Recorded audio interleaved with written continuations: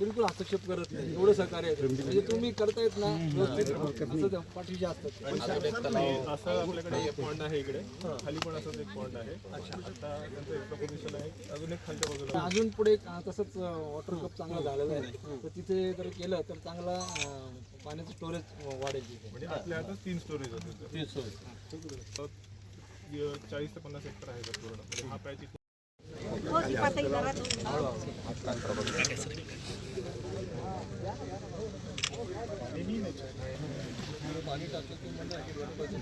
अभियानाच्या अंतर्गत वृक्षारोपणाचे कार्यक्रम आपण सुरू केलेले आहे. मोठा प्रतिसाद नाशिककरांचा मिळतो. लोकप्रतिनिधी देखील त्या ठिकाणी उन्नत नाशिक अभियान आपण या ठिकाणी सुरू केलेलं आहे. महापालिकेने त्याची सुरुवात या ठिकाणी केलेली आहे आणि सर्व नाशिककरांचा सहभाग या कार्यक्रमामध्ये या ठिकाणी आहे.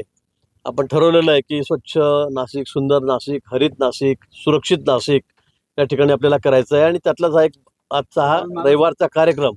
गेल्या रविवारी आपणही बघितलं, आपण जवळपास 5,000 वृक्ष लावली होती. आता आज सुद्धा 5,000 वृक्ष लावण्याचा संकल्प आपला या ठिकाणी आहे. आणि आपण वलराईमध्ये आलेलो आहे की फॉरेस्ट डिपार्टमेंटचा हा डेपो या ठिकाणी आहे. त्यांची जागा आहे, जवळपास 1,200 एकर जागा आहे.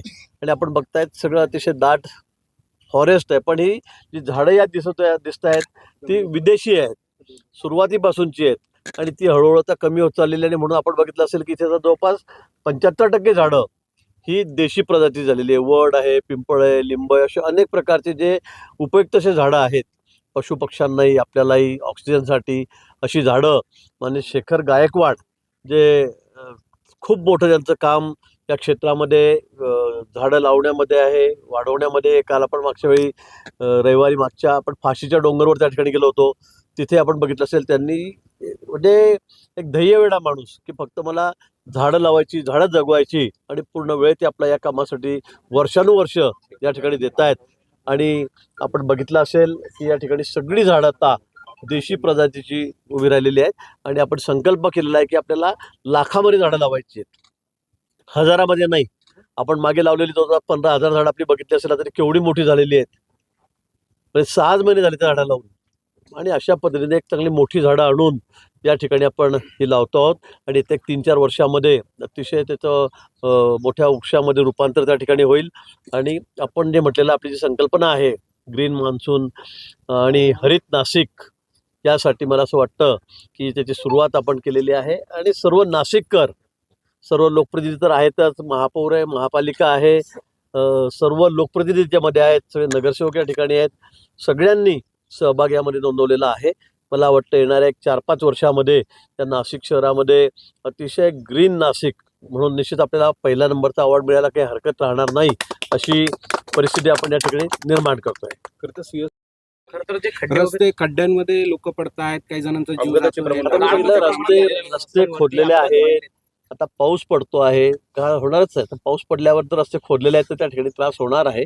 मी पुन्हा दिलगिरी व्यक्त करतो नाशिककरांना, पुन्हा मी आवाहन करणार आहे, विनंती करणार आहे की थोडा त्रास सहन करावा लागेल.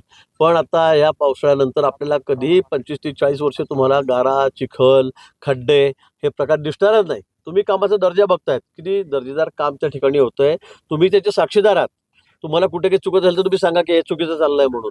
स्वतः आमचे सगळे अधिकारी, आमचे पदाधिकारी, आमचे महापौर, उपमहापौर, सगळे नगरसेवक हे स्वतः लक्ष घालतायत. महापौरही स्वतः रात्रंदिवस फिरतायत. कमिशनर मनीषा खत्री आहेत, त्या आहेत, त्यांचे सगळे सहकारी आहेत. हे सगळेजण अगदी फील्डवर आहेत, रस्त्यावरच आहेत, आपण बघतात. आणि म्हणून मला वाटतं की कामाच्या बाबतीमध्ये कुठे कॉम्प्रोमाइज नाही. पण थोडा त्रास निश्चित आहे की आता एकदम ही कामं एवढी 7-8 हजार कोटीची की असे नाही की एकदम शिवमंत्र 2 महिन्यात होऊन जातील, असं होणार नाही. एवढा पावसाळा काही ठिकाणी आपल्याला त्रास होणार आहे. भाऊ एक आहे तो देखील तशाच पद्धती, एका ठिकाणी काम चालू आहे, दुसऱ्या ठिकाणी मोठं चिखल आहे, दुसऱ्या बाजूला रस्ता ज्या परत आपण आता तोच विषय करतो. मला काही त्याला मी जास्त सांगू शकणार नाही.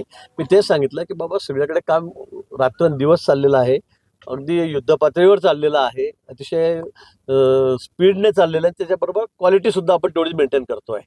परत सांगितलं आपल्याला की आता पावसाळ्याचा थोडा त्रास होणार आहे, पण हा त्रास तुम्हाला सहन करावा लागेल 2 महिने 3 महिने. पण पुढचे आपल्याला 30-40 वर्ष कुठे खड्डा सुद्धा दिसणार नाही. कारण आपण किती खड्ड्यातून नाशिककर प्रवास करत होते, किती फपुटा उडत, डस्ट उडत होता, हे आपण बघितलेलं आहे.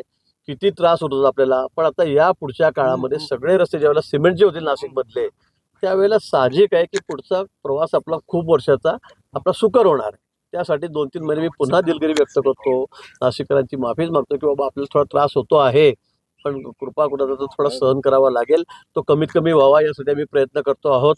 पण तरीसुद्धा होणारा त्रास थोडा सहन करा आणि पुढचं भविष्य आपलं नाशिकचं, आपल्याला जे आपलं स्वप्न आहे सुंदर नाशिक करण्याचं, स्वच्छ नाशिक करण्याचं, सुरक्षित नाशिक करण्याचं, त्यासाठी आपण सर्वांनी सहकार्य करा. भाऊ खरं तर काही राजकीय आमदार आहेत नीरज डिंगाडे यांना शिंदे सेनेने डायरेक्ट ऑफर दिली असा दावा राऊत करतायत. 20 कोटींची ऑफर आहे. आता काय त्यांना ते सगळ्यांना कोणाला 50 खोके सांगतात, कोणाला 100 खोके सांगतात, खासदारांना कोणाला 20 खोके, त्यांच्या मनातील ते आकडे सांगत असतात. आता ते मी त्यांना सांगतो की बाबा तुम्ही तुमचे लोक सांभाळायची बडबड करण्यापेक्षा ते त्यांना सांभाळत नाही. पण उगाच दुसरा काय म्हणतो, हा काय म्हणतो, तो काय म्हणतो, तो काय म्हणतो, जायला लागलं की म्हणतात, जा आम्हाला गरज नाही, आमची दारं उघडी आहेत. मला वाटतं यामुळे तो टिकणार आहे का हा पक्ष? आणि म्हणून माझं अजूनही त्यांना म्हणणं आहे की बाबा तुम्ही संघटनेकडे लक्ष ठेवा, तुमच्या लोकांकडे लक्ष ठेवा, तरच तुमचा पक्ष टिकेल. आणि हे जे सकाळची कोल्हेकू येणं ती बंद करा. जवळपास देशातून 900च्या जवळपास मुलं नोकरीचं आमिष दाखवून त्यांना त्या ठिकाणी नेण्यात आलेलं आहे. त्याच्यामध्ये काही आमच्या मुली सुद्धा आहेत आणि तिथे फार म्हणजे अन्याय अत्याचारच त्यांच्यावर चाललेला आहे. माझं फोनवर त्यांच्याशी बोलणं त्या ठिकाणी झालेलं आहे, 2-3 वेळा बोलणं झालेलं आहे तिथल्या मुलांशी. मी माननीय मुख्यमंत्री महोदयांना बोललेलं आहे, मुख्यमंत्री महोदय दिल्लीला सुद्धा बोललेले आहेत. मला वाटतं त्या संदर्भामध्ये लवकरच कारवाई होईल. त्यांना आणण्याच्या संदर्भामध्ये जे जे काय करता येण्यासारखं असेल ते आम्ही करतोय, राज्य सरकारही करत आहे, माननीय मुख्यमंत्री महोदयांनी स्वतः त्यात लक्ष घातलेलं आहे आणि केंद्र सरकारकडे आमचा परराष्ट्र मंत्रालयाकडे त्या संदर्भामध्ये संपर्कसुद्धा सुरू आहे. लवकरच त्यांना मायदेशी आपण त्या ठिकाणी त्यांना आणू. पाऊस अजून पाहिजे की आदित्य ठाकरे जे आहेत ते पक्ष वाढवण्यामध्ये कमी पडलेले आहेत, त्याचबरोबर त्यांचं जे नेतृत्व आहे ते देखील कमी झालं. बरोबर आहे ना. आणि आता एवढा मोठा पक्ष अगदी वर्षभरामध्ये असल्याचं नसला चाललेला आहे.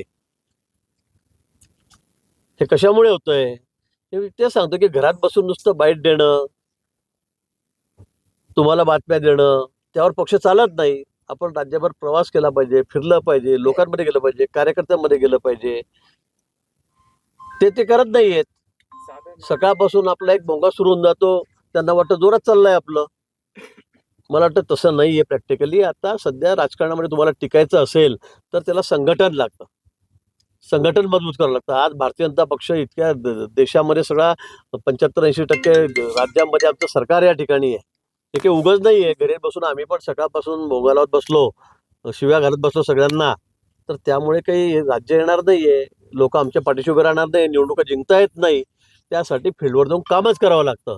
पण हे त्यांच्यामध्ये बिलकुल नाही आहे. त्यांना असं पूर्वीपासून सवय पडलेली आहे की बस आम्ही राजे आहोत, सगळी प्रजा आहे, आम्ही जे बोलू ते.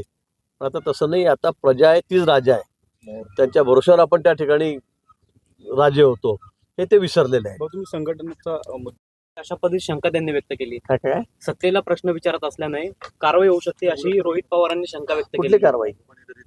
कोणतीही कारवाई होऊ शकते. नाही, त्यांनी सांगितलं माझ्यावर उद्या जर काही कारवाई झाली बारामतीच्या बाबतीमध्ये, कुठल्या कारखान्याच्या बाबतीमध्ये, तर ती जाणीवपूर्वक होईल. म्हणजे त्यांना आधीच चावल लागलेली आहे, मला असं वाटतं आधीच चावल लागलेली आहे. म्हणजे आपण तसं म्हणतो वादळापूर्वीची शांतता जशी असते तसं दिसतं आहे. त्यांना माहित आहे काहीतरी आपण अडकलेलो आहोत आणि अशी विनाकारण कोणीही कारवाई करत नाही, कोणी करणार पण नाही. पण तुम्ही जर काही मोठं काही गबाड केलेलं असेल, काही चोरी चपाटी केली असेल, चुकीचं काम केलं असेल, निश्चित कारवाई होईल, निश्चित होईल. त्यामुळे तुम्ही असं आधीच सांगून की बघा आम्ही सांगितलं होतं ना माझ्यावर कारवाई होणार आहे, पण तुम्हाला माहिती आहे आता मी चोरी केलेली आहे आणि मी म्हणेल बघा आम्हाला पोलीस एक दिवस पकडणार आहे, ज्यावेळेला पोलिसांना कळायला लागलं त्यावेळेला, त्याला काय अर्थ आहे? हा तसाच प्रकार आहे. भाऊ म्यानमारमध्ये